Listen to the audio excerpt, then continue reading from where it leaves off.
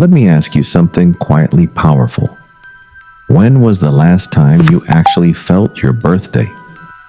Not just acknowledged it with a few thanks to messages, but truly felt it the way you did as a child, when your heart thumped with excitement at balloons, cake, and everyone's eyes turning toward you for one small sacred day. Now fast forward to adulthood. The same date comes and goes, but it feels like any other day.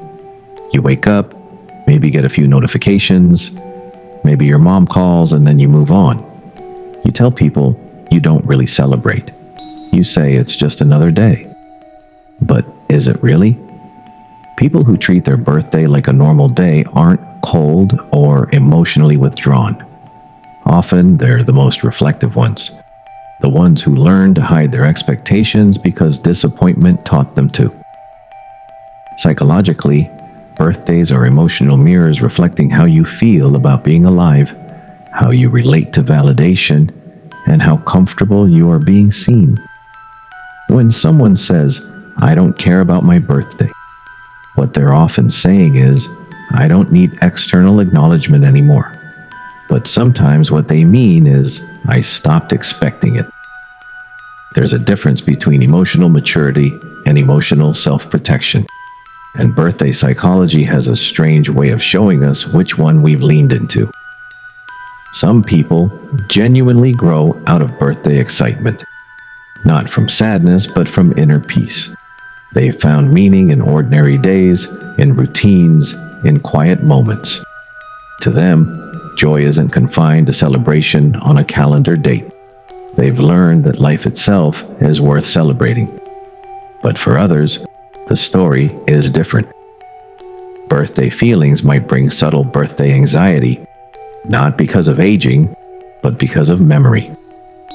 Maybe birthdays remind them of moments when they felt forgotten, or maybe they once cared too much and got hurt by unmet expectations.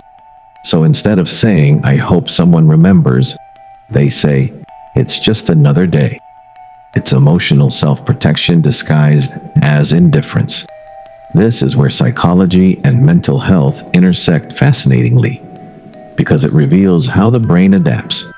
When we experience repeated emotional letdowns, the mind begins to lower the bar through what psychologists call avoidant validation behavior. You reduce anticipation to avoid disappointment. You teach yourself not to hope too loud. The brain prioritizes stability over excitement, when excitement has often led to pain. This isn't weakness, it's actually a form of emotional intelligence, a way of maintaining psychological balance. But over time, that same self-protection can quietly dull joy. The heart that once shielded itself becomes too careful. You start walking through your own life like a guest at someone else's party, polite and observant, but distant. Think about how many people smile and say, "I don't really do birthdays," but later quietly replay the day in their mind, noticing who didn't message, who forgot, who said nothing. We all do it, even the ones who claim they don't care, because caring is human nature. Even pretending not to care is a form of caring, just inverted, compressed, hidden under a shell of composure. This psychology of people who don't celebrate birthdays often develops in those who learned that emotional needs were inconvenient, that it was easier to need nothing than face disappointment again. So when you meet someone who treats their birthday like a normal day, don't assume they're emotionally detached. Sometimes they've just made peace with disappointment through personal growth and self-awareness. They've traded excitement for control, but control has a cost. Because underneath the calm surface lies an emotional truth. We all want to be seen, not praised or celebrated in grand gestures, but genuinely seen. There's something deeply symbolic about birthdays and human connection. They mark existence itself, the one day belonging entirely to you, not for what you've achieved or who you're with, but simply because you exist. For many people, that reminder brings mixed feelings. Some feel gratitude, others loneliness, Many feel both at once. It's because birthdays remind us of temporal self-awareness, how far we've come and how far we haven't. That's the silent psychological trigger most overlook. In childhood, birthdays are social milestones connecting us to belonging and social needs. In adulthood, that spotlight often feels strange. Many adults quietly wrestle with tension between wanting to be noticed and wanting to avoid seeming needy. When you grow up being the responsible one, the strong one, or the giver, your mind internalizes a message. Your joy comes second. You learn to downplay your needs, becoming the one who remembers everyone else's day but forgets your own. Over time, your birthday mindset shifts to feeling irrelevant. But that discomfort with being celebrated isn't humility. It's emotional fatigue. Deep down, many still crave feeling seen, but not loudly. They don't want attention, they want understanding. They want someone to remember not just their date of birth, but who they've been becoming all year. That's the paradox of emotional maturity. The more emotionally self-reliant you become through self-care and self-determination theory, the harder it feels to receive love without suspicion. There's also a layer of existential reflection psychologists observe around birthdays. It's the moment you look back at who you were a year ago and measure the gap between who you wanted to be and who you are now. Sometimes that gap is uncomfortable, which is why birthdays feel like mirrors, not parties. They highlight silent distance between expectation and reality.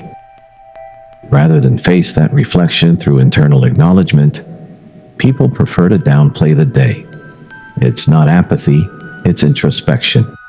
The human mind saying, "Give me space to process my own timeline." When you were a kid, your birthday was about the world recognizing you. As an adult, it's about you recognizing yourself through self-mastery. It's less about presence and more about presence, less about who shows up, and more about how much of you has shown up in your own life. That's the subtle shift explaining why we stopped making a big deal.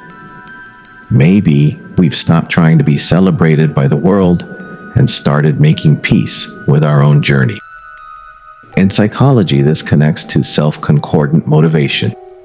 When your values and actions align, you experience deeper fulfillment, even without validation.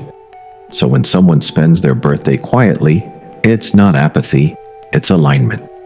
They've replaced loud, fleeting, performative celebration with something steady, self-trust. But still, there's tension between wanting to be seen and wanting to seem unbothered, one of the most human contradictions. This ties to what psychologists call earned secure attachment in cognitive science. When people experience emotional disappointments, maybe in environments where affection was inconsistent, they learn to depend on themselves through learned helplessness adaptation. But even self-sufficient people carry quiet hope that someone will see through the armor. A birthday becomes a subtle test your mind quietly observes. Who remembered? Who reached out? Who still sees you? That's not weakness. That's humanity and social behavior. Maybe the psychology of people who don't care about birthdays isn't about indifference. Maybe it's about integration, merging joy and reflection, accepting that not every emotion has to be loud to be real. Because what you're really saying is, my life is already full enough to not need one day to make it meaningful. That's not detachment or depression. That's gratitude in disguise, a form of happiness found in meaning itself. So if your birthday feels ordinary, maybe that's not something to fix, but to honor. Yet let yourself be soft. If you miss the excitement you once had, that's okay too. Perhaps the greatest gift is remembering the child who once counted down to midnight with glowing eyes, who believed one day could hold infinite magic. That child is still inside you, waiting not for a party but for acknowledgement, waiting for you to whisper, "We made it another year." That celebration that doesn't fade when candles go out. So if your birthday ever feels like just another day, don't feel guilty. It's not emptiness, it's evolution. It's the mind learning that meaning doesn't need noise. And yet in the quiet, if someone remembers, let them remind you that you matter, even on ordinary days, especially then. Because maybe growing up means learning that celebration doesn't always need confetti. Sometimes it just needs awareness, a moment of stillness, a deep breath. You don't have to make a wish. You already are one, a living continuation of every version of yourself that made it here. And that's worth celebrating quietly or not, every single